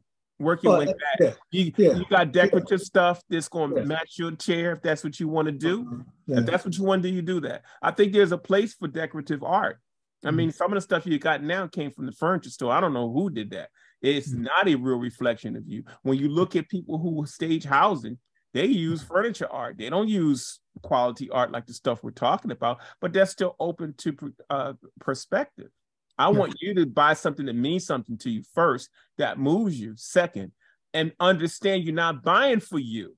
When I buy for artwork, it's going to my son. So if you go, oh, me, it's my sensibilities, and you got a child that came up in your house and they got that, they're not going to be attached to that collection. You created a problem when it comes to passing that down. My son knows that everything that I have is his. And he's known that from the beginning. When I buy pieces, I automatically take that into consideration. And my advice to everybody is to do the same thing. Stop harboring it like it's just this elite thing that only you can do. Now, if your children don't know it's theirs, and you got a problem, because I've watched a lot of people. I'm at an age now where folks are dying, artists are dying. I've seen now people who were my collectors who've passed, and this work is in a storage container, and then the storage container gets sold. I've watched people that had full studios, and because the family couldn't afford to keep the studio rented, they lost 1,000 paintings of that particular artist. There's so many things that are in this game that have nothing to do with our perception of collecting, which is a Western aesthetic. We need to really understand where it fits with us. Okay, if it's important to you, protect it. And that's what I try to alleviate that stuff. And just if you like it and you feel it and it's moving you, it's already doing something. Number one, the creator is working in this situation too, and it ain't just you. Sure. So let me say this to kind of sidestep that and talk about how do we protect it? How do we protect our art? Well, we protect our art in framing. So the primary reason for framing artwork, collectible artwork, or if you, as Larry pointed out, if you want to get some originals, you want to put it in a case and keep it in the case, that's fine. I mean, that's a good idea as well. If you want to present it and you want to appreciate it, you want to have it in your house, particularly if it's an original piece of artwork, you want to protect it. And that's where framing comes in at. Yeah, because art is one of the most fragile things. So while we talk about how easy to appreciate, this is one of the fragile commodities you could be working with. You know what I'm saying? Yeah. So you want to be, I am a flat file collector. If you have never heard that term, that's a person that acquires art and immediately puts it away. Okay. Do I have pieces on my wall that are part of my collection? Absolutely. But the majority of my stuff is purchased. I don't frame it. I put it away. That allows me to put 200, 300 pieces into a case, lock it, put it where I want to put it. It's just a couple of different ways. You just got to make sure it's protected well, that it's packaged well. Women are, now I don't mean to get sexist, women are notorious for keeping their stuff in a tube underneath the bed. And guys are used to going to the store and saying, give me the mannequin. So they'll get their whole thing framed and it's on the wall and everything. Nails and everything come with the package. We got to look at the sensibilities that work and which things don't. I can tell you the amount of people that completely damaged artwork because they purchased it and never framed it. They never flattened it. They left it curved. Absolutely. And so art handling comes before how to preserve the piece. You got to know it's fragile already. It may stick to something else. They have plastic sleeves that are archival sleeves and all this stuff you can find online. Just look for professional print sleeves. Or they have these plastic sleeves. They'll use the word archival storage sleeves. They're sleeves like Rufus has in his hand, but they're also clear film bags that are still relatively archival that you can store your work in. And everything in my briefcases is stored that way. And so get rid of the tubes. It's better for the art to be flat and protected than to be curled. A curled piece can still, ladies, imagine if you left a curler in your hair for more than a month. What's going to happen when you go to comb that thing out? Your hair going to fall off. It's going to break because it's been in that position. I know women that have had stuff under their bed for 3-4 years. I've watched people bring a tube. Oh, I'm ready to get it framed now. And as soon as the artist, you probably seen it too, Rufus, you go to open that thing up, without and a doubt, it's creasing right while you're opening it. And they never opened it. Yeah, without a doubt. And the thing of it is, too, is that you must I've seen people have stuff framed, and you said it clearly. People buy stuff from all over the place, and I had to reframe people's stuff at times, and would take it apart and find out it was taped and all kinds of other stuff. Oh, that's another whole thing, because you know, when you start talking about framing, see, Rufus understands the principles of framing, but that doesn't mean everybody you go to will. Most people now, they'll get a coupon in the mail for Michael's. They get excited. Oh, I'm going to save me some money to go to Michael's. Michael's rips on the rack. They get all their substandard materials. They frame your stuff. They give it to you for the price that still is maybe not as competitive as you could be.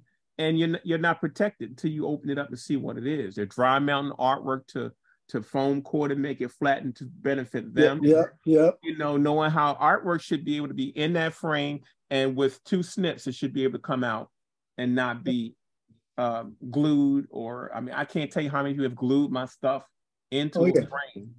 Oh yeah. So at the end excuse me for a second. Just excuse me, Rufus. Did everyone see my screen? Yeah, I see your picture. That's, well, hey, I don't have to say anything about it. This is Poncho was referring to a cliche, and this is a cliche by Walk. It's a G Clay by Kevon Williams. Yeah, G Clay. Thank you. G Clay. Yes. Yeah, and this is one of my favorite paintings, of course. And Malcolm see what X. you see in that. That's a liner. That's not a matte. That's right. And it's a G Clay on canvas, so it doesn't have glass on it. Or does it have glass on it? Well, if it's special.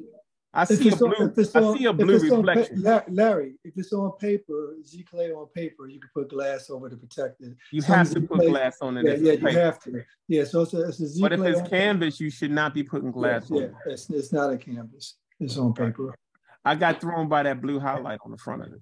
Yeah. I rushed upstairs to take it because you mentioned it, and I wanted to show people a sample of it. But yeah, this just goes back to Rufus. I mean, he framed this. You can't see it's like Egyptian lettering around this, right, Rufus? Mm-hmm. Absolutely. And this probably costs a little bit more than the painting actually, but that's why I'm really grateful for Rufus for putting me on a little payment plan. I got a chance. Well, remember when you walk into a store and say, "Hey, make me a piece of furniture for my piece," it's supposed to be more expensive. It's right. It's all relative. Those prices go to your value. Your appraisal person is going to not only track the value of your piece, they're going to track your framing as well. So it's not like it's lost in your investment.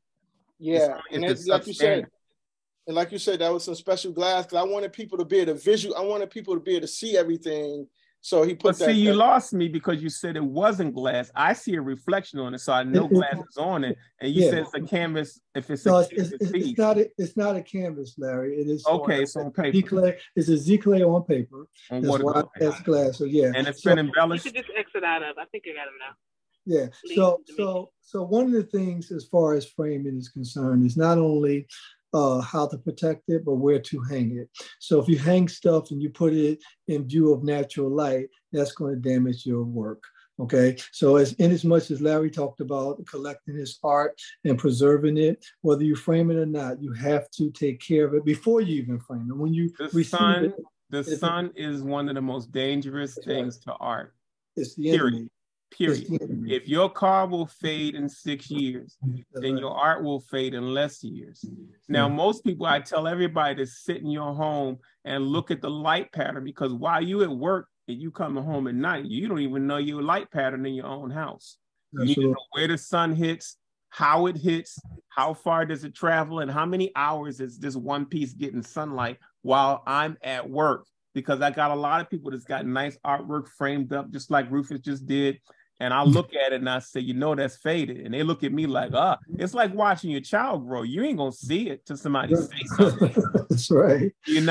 But I can see sun damaged artwork. I see sun damaged artwork all the time. And imagine being an artist and having to kind of keep that quiet, because I ain't trying to embarrass nobody. I ain't trying to alienate nobody.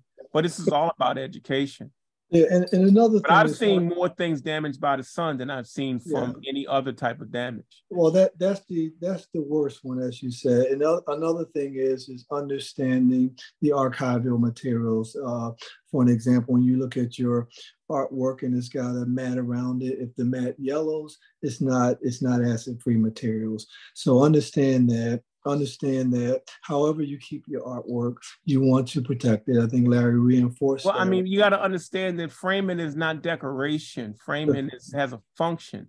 That mat is not decoration. Function, that mat is to leave an airspace between that piece and the glass. I have seen many people who don't use the mat, and then you go in their house and their artwork is pressed up against the glass. And depending on where you live in the country, I don't care if you live in California where it's one constant thing, but especially if you got seasons like we have, you can severely mess up your artwork just by not having a mat. And I'm not talking about a fancy mat. I'm just talking about 1 4-ply mat is enough to protect that piece and make a barrier where you won't damage your work. Okay, so what I want to do now in the interest of time, because I know I have to punch out here in about 15 or 20 minutes, I want to make sure, I do have somebody on the phone. Dr. Peoples, did you have any questions? I want to see, because you don't have the ability to chat. Did you have a question? Oh, hi, everybody. I just want to thank you for inviting me. I mean, this was like Art 101. I used to draw, like copy different pictures that I liked growing up, and my grandfather used to bring paper from the mill home, and I would draw. So this is kind of taking me back to some of that. But this has been a great conversation, a great opportunity. I learned so much, and I just want to thank you for inviting me. You're quite welcome. Thank you all for sharing. Yeah, you're quite welcome, and Larry said you're quite welcome. And I wanted to say, Mr. Brown, I really, really, really appreciate you taking your time, considering what you have going on, to come into this space and really further educate us, particularly in the area of the value of collecting original artwork. That I think is probably the most salient thing that I think a lot of people are going to take away from this. And whatever artwork you collect and everything else, whether it's a poster or whether it's a limited edition or whatever moves you, you want to take care of it. Particularly when you start paying money for it and you're getting your limited editions, you get your Z-Clays and ultimately your original. And I think Larry laid out the framework of taking that next step. And I think that's probably the most important thing, is to understand how to build generational wealth by taking that next step and getting to that level that you have collectible original artwork that can be passed down for generations and generations and generations. Larry said it kind of implied. The disadvantage of the golden age of African-American art and making art accessible was that everything was reproductions. Yes. And that we did not educate folks on the next level, which was original. When that market imploded in the mid 2000s, like the housing market and everything else did, the rules changed. And so that's why I said Poncho now is saying you go straight for small originals first. Just don't even blink. If you see you like it, you can acquire it. Get it. Excuse me, Rufus, if you have to sign off, that's fine. I could take over. I don't want to cut people off. I know there's still questions in. Yeah, no worries. I got about another 10 minutes, and I'll just let you all know, because I definitely wanted to at least summarize and get an opportunity to thank everyone and Larry for his contributions, and to definitely put another plug in for the book. As you can see, if you look very carefully, I got gloves on my hand. When I show my book off, I handle my book and I show it off. And the reason why lift it up a little bit, Rufus. Yeah, there you go. Now I wanted, while he's showing that, Rufus, Mr. Brown, Larry, if you're interested in this, we definitely could be involved in this. He wanted to know, one question we had: would you be interested? Did you ever consider teaching a course? I do it all the time. It's you do? This new online environment. I do many lectures on collecting and art and art.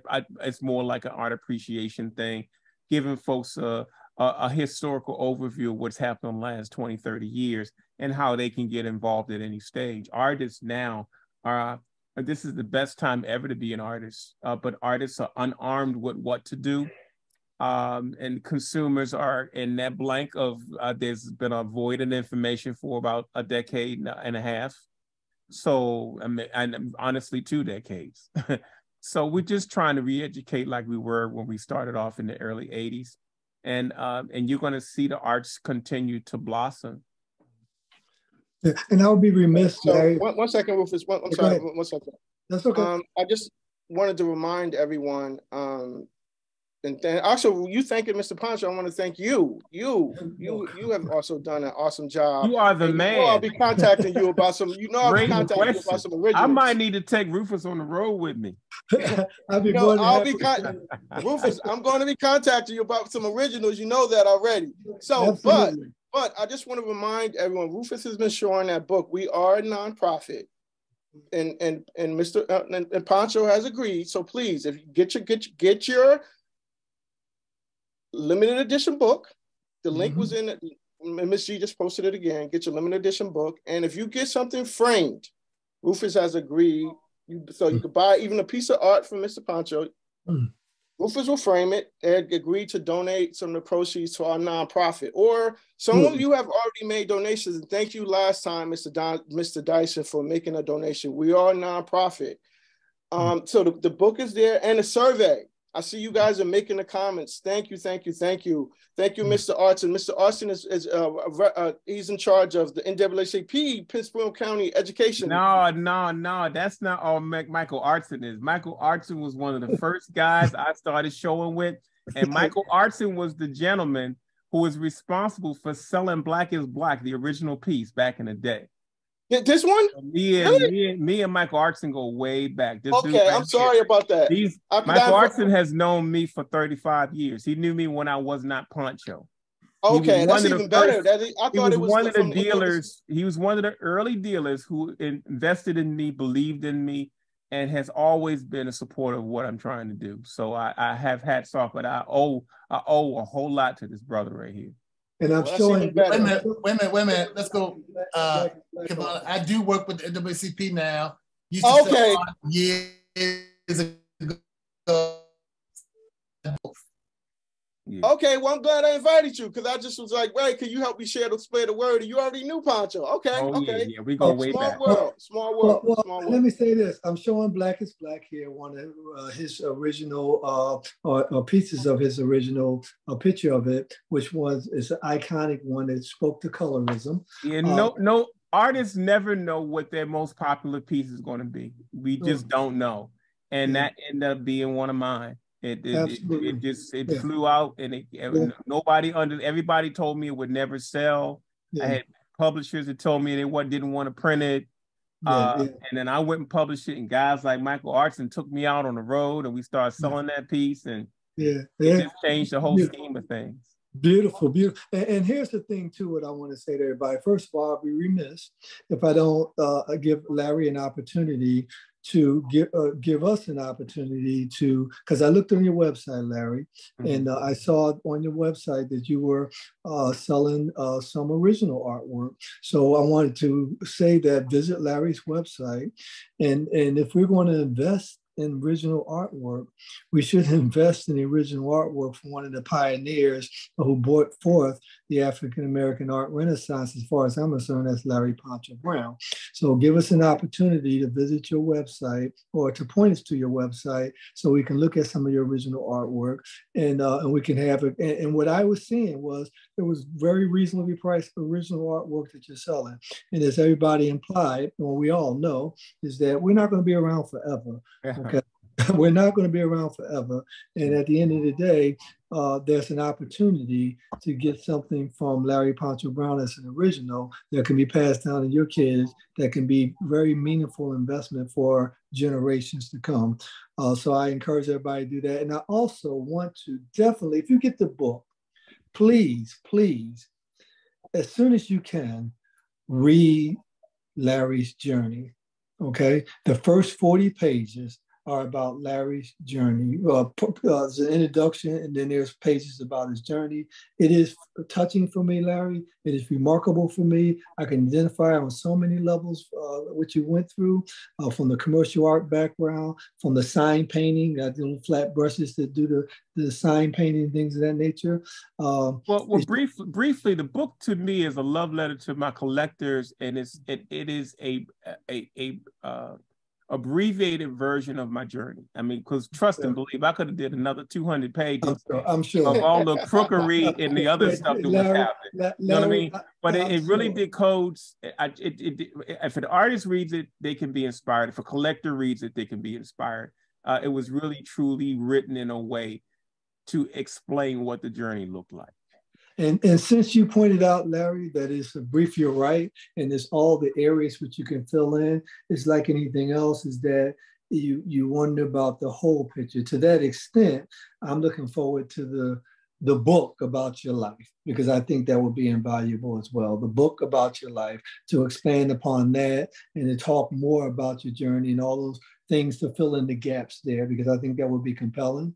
Like I said, I couldn't put it down. I read it twice. So not only I can speak intelligently to you, because just in case you wasn't here, I was prepared to do that. And I am definitely a fan. I do have your artwork. I got Black is Black down in my basement frame and protected. Okay. The blackness. I got the blackness down in my basement protected.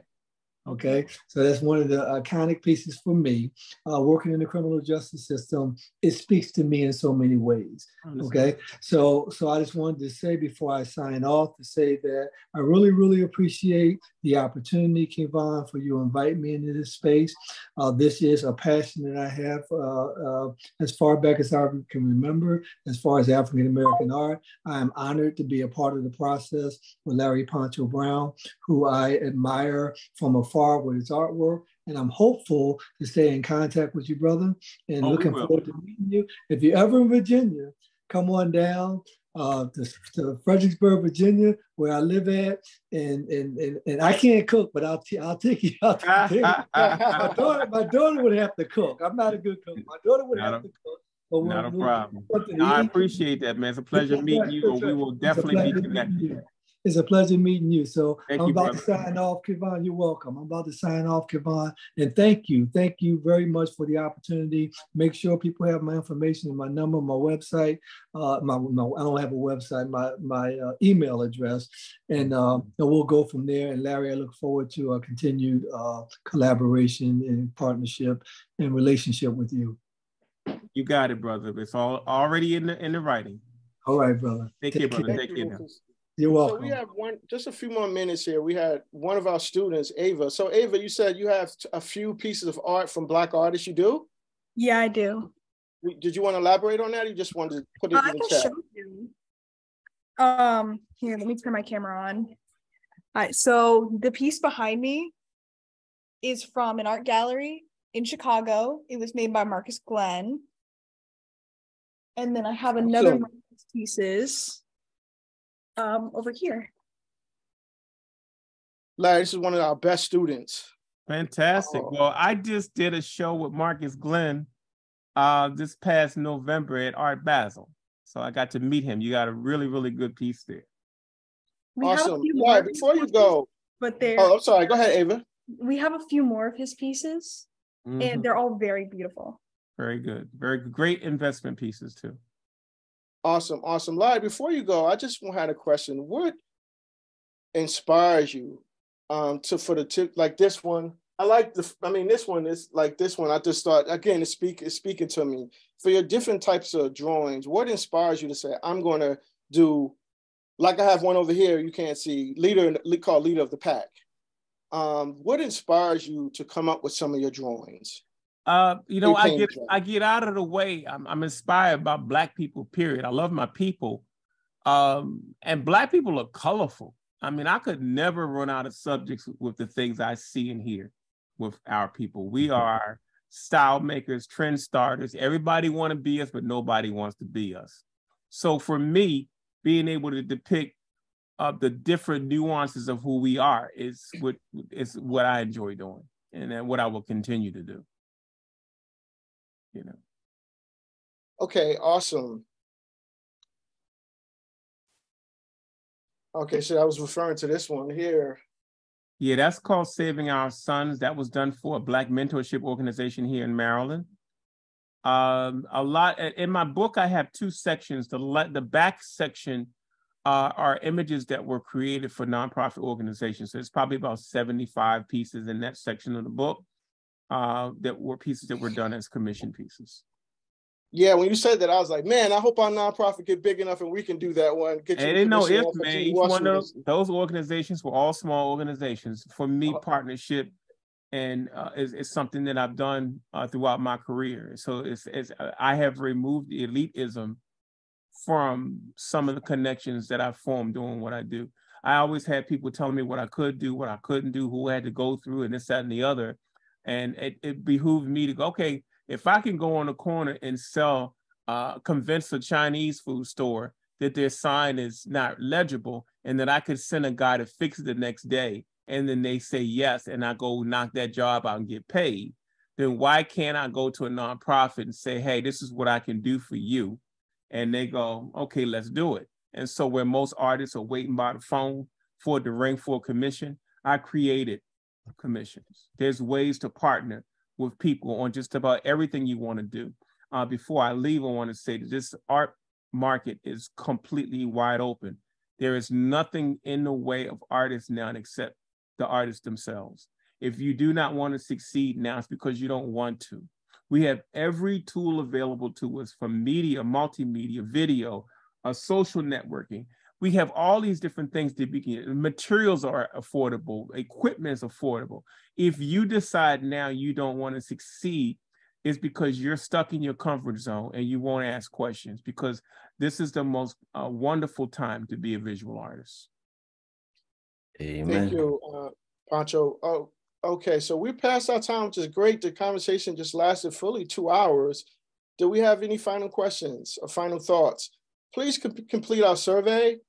Again, the book link is in there. Please purchase a copy of the book, and get a remark, and get the additional piece of art that you can have, personalized piece of art. Yes, Michelle, you had your hand raised. Yeah, I was going to read a question in the chat here. I was trying to make sure all the questions got answered before we closed out. I see a question that's asked, where is it? Somebody said, how much attention should we pay to numbered editions when making purchases? Oh, that's a good question. And somebody asked the question, where do they go to buy originals? Where would they go to get originals? The trend now with most galleries and community galleries is original work. Before it was prints, now it's original. So you basically go to your neighborhood gallery or a gallery in your region, and they will likely have small originals available for you. Artists now have accessibility, so now you can reach an artist and just say, what do you have? Before you couldn't do that. There was all kinds of rules and regulations that will stop you from even connecting with an artist. It's a different ballgame now with the advent of social networking. And so it's just being savvy. It's being savvy. Like, I have people all the time that call me and just do a studio visit. And so a lot of my small original sales now are being generated from folks that just went online, came to the studio. Before, when I was doing this, that would have been unheard of. And every dealer I knew would have been pissed off that people could buy directly from me. This is a different ball game, different playing field. You just have to make yourself accessible. All I'm telling artists is to be more business-like. The world is yours now. You just have to try to make it easier for people to access what you do, and stop sitting in the cut trying to figure out how all this stuff is working. You got to jump in. You got to jump in. You got to make some mistakes. You got to come up with some points of reference. But if you don't jump in now, you're just hurting yourself. I was fortunate that I got to jump in this business when I was 17, 18 years old. And I've done art full time through that whole period of time. So I'm coming from a different perspective. But my best friend, Annie Lee, she started in the 50s. I got artists that started in so many different parts of their careers. I watched my friend Charles Bibbs leave a corporate job and do his art. And so there's just an open playing field. It's waiting for you, and nobody will get in your way. So the other question was about limited editions, the numbers. Like, if you get 5 or 6 or 7, does it really make a difference? It makes a difference to you because that's your sensibilities. If you think that 5 is more appetizing, and if another artist had a piece that's a 100, and then you throw your nose up in the air because it's 100, now you're elitist because it's 5, then you're doing yourself a disservice, because 5 in the world and 100 in the world is not that big of a difference. You know, we just gotta, if you remove the elitism, you will be happier, and you won't be as distracted, and you won't be as confused. You know how much money you have, you know whether you like something or don't like something. You can look at the artists down and Google them and see what they're doing. And if they're doing something and you see a couple of entries of their work, then yeah, it's probably a good deal to invest in them. If you Google them, they don't even have a website. I don't care how good the work is. If they're that behind in the game in the 21st century, then you might need to take that into consideration with that purchase. You know, it's just a lot of different factors you can take advantage of now that you couldn't take advantage of before. Okay. So I think it's only appropriate that we end this with one last question, which is actually from an artist. Mm-hmm. And he just says, what's next for you? Are you currently traveling, doing shows? What's next for Mr. Poncho? The next for Poncho is an extension of what I've already done. I am now 60, so I'm not jumping on the road traveling all over the world. I did that for 4 decades. Loaded my truck, driving to California, all the top cities. My children didn't know who I was. They thought I was a burglar when I got back home. Who that? Who that? Who that? Oh, it's him. So no, it's like after 40 years, I am now at a stage, honestly, where I'm trying to reinvent myself. I want to do some things that I've not been able to do and that I haven't made the time to do. Sculpture. I want to go back to school a little bit and do some of the old drawings and charcoal drawings and the basic stuff that I used to do back in the day. You got to remember, 40 years of my career was creating artwork for a marketplace. That's a really a boxed in place to be. I addressed it the best way I could, but in this next phase, you'll see me doing some of those other things. And I'm doing shows live online. Again, my books tour has been happening all over the country, which has also lended itself to a lot of other exhibitions being offered. So I'm just kind of following my momentum, because it's all about building momentum, and you got to make the momentum that works best for you. I'm not saying don't do road shows, because Poncho don't do road shows no more. Poncho did 40 years of them. You got to pay your dues. You know what I'm saying? But you don't have to kill yourself either. And I have a current situation right now that's going to prohibit me from actually running like that. So I'm glad, because it actually keeps me, because it's like being a crackhead, man. If an artist called me right now and say, Poncho, is the show down in Atlanta, I start itching automatically around the neck, like, oh man, I should probably get there. I probably need to get there, you know? And I can't tell you how many times I showed up at a show and how the hell did I get here? Was that influence that powerful? They're hard sometimes. Yeah. So you got to tailor it for, the good thing about it now is you can tailor your career the way you want it to be now. But you still got to be steadfast. You got to be committed. And you don't have no time to waste. None. True indeed. I'm trying. Hey, man, don't try. Dude. Yeah, definitely. Big difference. I have removed try from my vocabulary a long time ago. Cool. Well, I want to end it here and thank you, Poncho, for giving so graciously of your time. And I want to thank you for having the craziest Zoom session I have had in my entire life. I don't even know if I need to see the rewind of it, but some really good information. We got to try to do this again at some point. Thank you for inviting me. You're welcome. You're welcome. And thank everyone else. If we are going to share the video. I'm going to try to edit out that first part. You better edit it out. Yeah. I almost want that. That was send me the edited version. But thank you for joining us, everyone. And again, I just want to stress purchasing the book from Mr. Poncho. Share that with also your friends, and not only for him. A big apology for the folks that got blocked out, because I know there were several people that wanted to try to participate and they were unable to participate. Yeah, we apologize for that. We didn't know who was who, and the guy kept coming back. And I also want to thank you, Larry, for mentioning your son several times, because my son is on the call. He's Kamari. Now he knows that this work is what we're buying is going to him. So my son is a third generation artist, man. He just decided, he's 32 now, that he really wants to embrace that side of him. His mother was an artist. We met in college. It's been in his blood for a long time. His grandfather was an artist. And so he just decided that, hey, okay, maybe I should stop fighting this. Well, that's wonderful. I want to thank everyone else for spending their time. Mr. Dyson, thank you, Professor Naya. The first time you joining us, although you've been a part of the family for years. Lisa, absolutely. Sean, Kevin, everyone, Dr. Hollins, our two students, Kinsey and Avia, thank you for joining us, and hope you enjoy the rest of your Saturday. Don't forget about Junior Wallstreeters. Our motto is decreasing the wealth gap by providing programs like this. And I hope you enjoy the rest of your weekend. And thank you again, Poncho, for joining us. Thanks a lot, brother. Thanks for including me. Thank you. Right now. Wonderful session. Thank you, Lisa. Thank you for joining us. Thank you, Auntie. This was great. Yes, this Auntie was really on great. Yeah. Hey. Hey, Sean. Thank you. Hi, Kevon. Hi, everybody. Hey, hey Lisa. Hey, Kevon. Hey, Kim. Oh, no, I just want to say bye. Hey, Eva, thank you for joining us and showing us those pictures. I got to get a closer look at them. Next time you take a picture so I can see those. Those are wonderful. I will. They are wonderful. Bye. Bye-bye. Kevon and Rufus, it's Elena, Eden, and Brianna. Oh, Brianna was on? Yes, she's with me. Oh. Hey, Brianna. Hi, how are you? Hey, how are you?